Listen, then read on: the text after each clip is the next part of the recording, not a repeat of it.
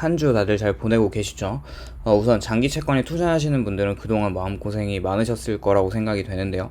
지난번 영상부터 계속 올리면서 저는 앞으로 연준의 고금리 상황에서 시장은 오래 버티지 못하고 결국 침체로 가면서 인플레이션은 점점 둔화되고 장기 채권 금리는 점점 하락할 거라는 뷰를 계속해서 말씀드리고 있었는데요. 우선 계속 말씀드렸던 10년물 시중금리가 4% 이상에서 롱 포지션과 숏 포지션의 엄청난 지금 대치 중으로 점점 4%를 상한선으로 시중금리가 더 돌파하지 못하고 지속적으로 내려오고 있는 모습입니다. 기술적으로 저는 차트 분석을 하진 않지만 전반적인 매크로 흐름으로 볼 때 하반기에서는 일시적으로 CPI나 PCE가 헤드라인에서는 반등할지는 몰라도 추세적으로는 하락할 여지가 강해 보입니다. 우선 유가는 WTI를 기준으로 83불까지 올라가던 상승 랠리가 조금은 둔화되는 것 같습니다. 현재는 81불 선에서 내려와 있는 상황이고요. 우선 산유국에서는 계속해서 감산을 발표하고 있는데 이번 7월달 수치가 발표되었죠. 중국 수출 수입은 역대 최저를 기록하고 있는 중이고 이제 사우디 국영 석유기업 아람코에서는 7일에 이제 실적 발표를 했죠. 그런데 전년 동기 대비해서 38% 하락한 영업이익률을 보여주고 있습니다. 물론 1분기 동안 유가의 가격이 매우 내려간 탓에 실적이 망한 거긴 하지만 앞으로 이제 골드만삭스에서는 유가가 93불까지 간다고는 이야기를 하고 있는데 다시 이게 인플레이션을 자극할 수 있다는 이야기를 하고 있죠. 저는 개인적으로 하반기로 가면 갈수록 유가의 공급이 줄어들긴 하겠지만 유가 가격이 그렇게 상승에도 불구하고 결국에는 어떤 상승폭이 그 정도까지는 이제 올라가진 않고 제한적으로 보는 이유들이 점점 명확하게 나타나고 있다고 생각을 하고 있습니다.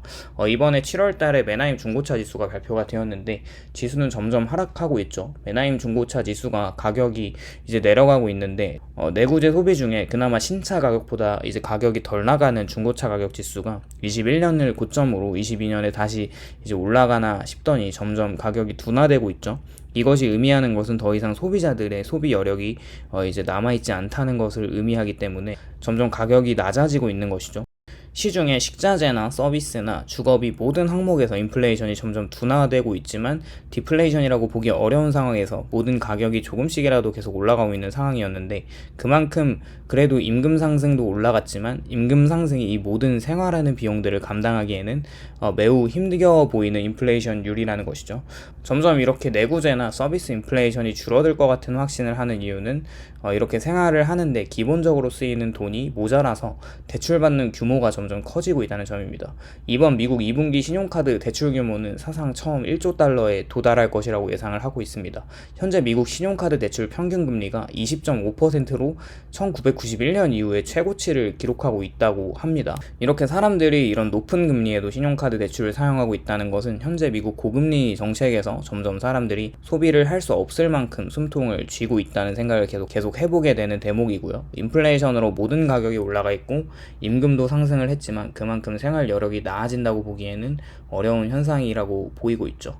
또 미국이 억지로 돈을 풀어서 만든 GDP 2분기 2%가 넘는 성장률은 점점 발목이 잡힐 것이라고 보고 있어요. 그리고 또 샌프란시스코 연은에서 발표한 주거비 인플레이션에 관한 발표 보고가 있었는데 주거비 인플레이션이 올해 하반기부터 감소 추세를 지속해서 내년에는 인플레이션이 아닌 디플레이션으로 마이너스로 떨어질 수 있다는 연구 결과가 발표가 되었죠.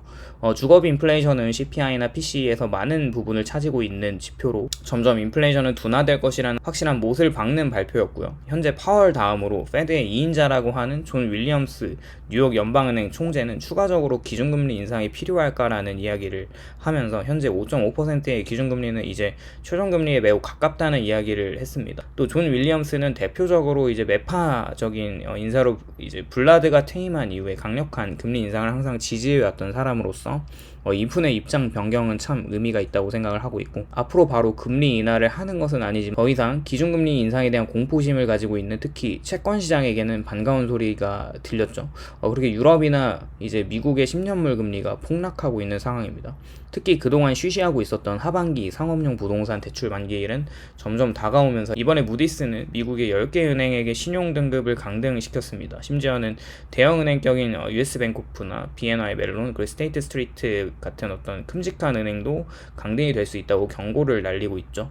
알게 모르게 점점 연준에서는 BTFP 프로그램으로 지원을 시중은행에게 해주고 있었지만 예금이 지속적으로 빠져나가고 있는 상황은 이렇게 부인하기가 어렵죠. 그리고 이번에 100년 정도의 전통을 가지고 있었던 옐로우 트럭 운송업체가 파산을 또 신청을 했어요. 그리고 대규모 실업이 예상이 된다고 하죠.